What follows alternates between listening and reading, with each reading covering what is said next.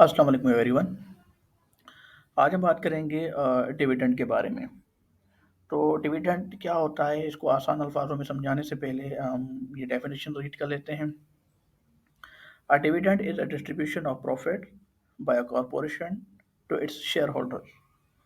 When a corporation earns a profit और surplus, it is able to pay a proportion of the profit as a dividend to shareholders। अब होता ये है कि जब भी कंपनी प्रॉफिट कमाती है तो उस प्रॉफ़िट का कुछ हिस्सा जिसको हम पोर्शन कहते हैं, वो अपने शेयर होल्डर्स में जो है वो डिस्ट्रीब्यूट करती है। उस वो जो हिस्सा होता है, वो जो पोर्शन होता है, उस पोर्शन को कहा जाता है डिविडेंड। मिसाल के तौर पे मैंने जो है एक कंपनी में एक शेयर जो है वो कंपनी का ₹5 का है, मैंने 10 शेयर ले लिए। मतलब कि मैंने जो इन्वेस्टमेंट की कंपनी में वो की ₹50 की, क्योंकि एक शेयर ₹5 का है तो मैंने 10 शेयर्स लिए हैं। अब हुआ ये कि कंपनी को प्रॉफ़िट हो गया।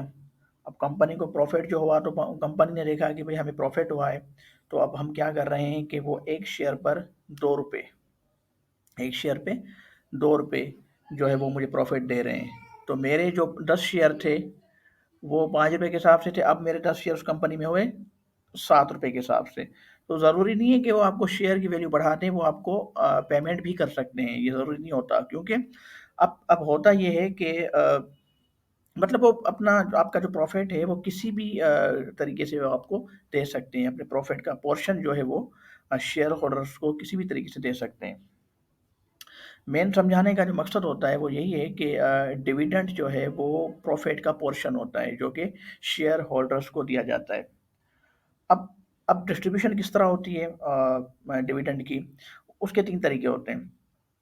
अब होता ये है कि कंपनी या तो जब कंपनी को प्रॉफ़िट होता है, तो या तो कंपनी ये करती है कि जिसका जितना-जितना पोर्शन होता है, जितना-जितना जिसका हिस्सा लगता है उसको शेयर होल्डर का, उसको वो दे देती है। एक तरीका तो ये होता है, इस तरीके से डिस्ट्रीब्यूट करती है। दूसरा डिस्ट्रीब्यूट करने का तरीका ये होता है कि आधा वो देती है, उनको पोर्शन प्रॉफ़िट का आधा देती है और आधा इन्वेस्ट कर देती है दोबारा कंपनी में।